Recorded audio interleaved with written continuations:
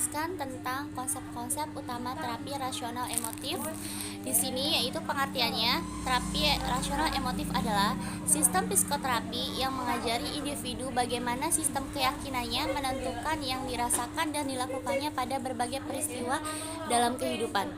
Karena manusia dilahirkan dengan potensi baik untuk berpikir rasional dan jujur maupun untuk berpikir irasional dan jahat, manusia memiliki kecenderungan untuk memelihara diri, berbahagia, berpikir, dan mengatakan, mencintai, bergabung dengan orang lain, serta tumbuh dan mengaktualisasikan diri.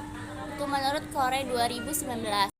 Terapi rasional emotif itu adalah memperbaiki dan merubah sikap, persepsi, cara berpikir, keyakinan, serta pandangan-pandangan klien yang irasional dan tidak logis menjadi pandangan yang rasional dan logis agar klien itu dapat mengembangkan diri, meningkatkan stimulasinya seoptimal mungkin melalui tingkah laku kognitif dan efektif yang positif, serta menghilangkan gangguan-gangguan emosional yang merusak diri sendiri seperti rasa takut, rasa bersalah, rasa berdosa, rasa cemas, dan merasa was-was atau merasa marah.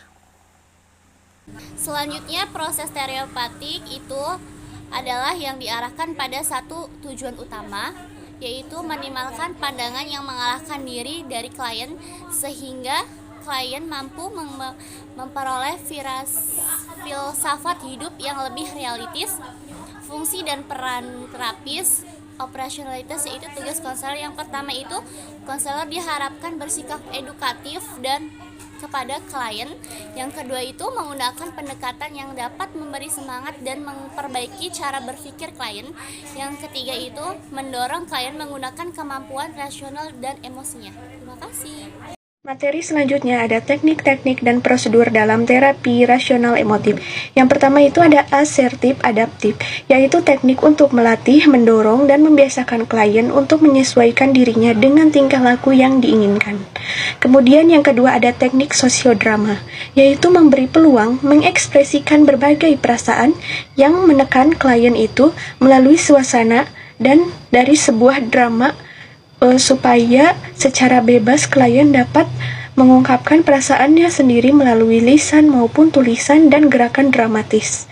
Kemudian yang ketiga ada teknik self modeling, yaitu digunakan dengan meminta klien berjanji untuk menghilangkan perasaan yang menimpanya kepada konselor.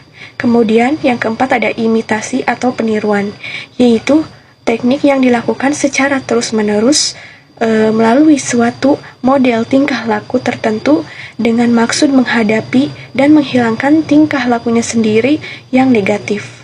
Selanjutnya ada karakteristik terapi rasional emotif. Yang pertama ada aktif direktif, yaitu adalah sebuah hubungan konseling dengan lebih aktif membantu mengarahkan klien dalam menghadapi atau memecahkan masalahnya.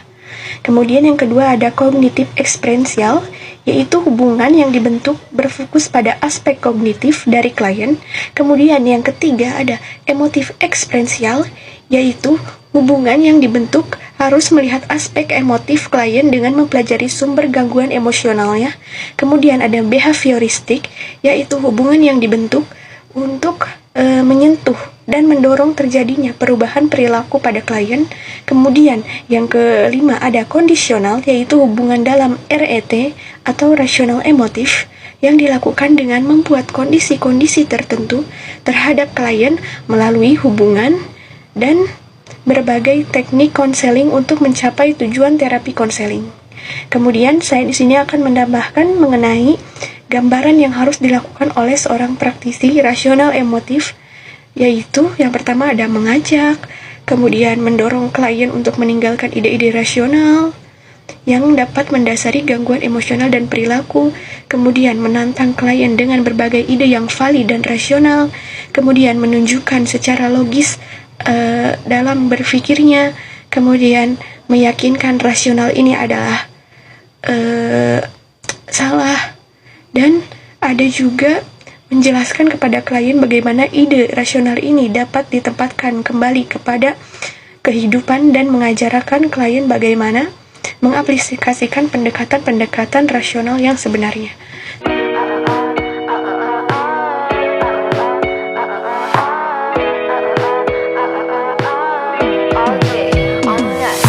It's been 12 days, I think I'm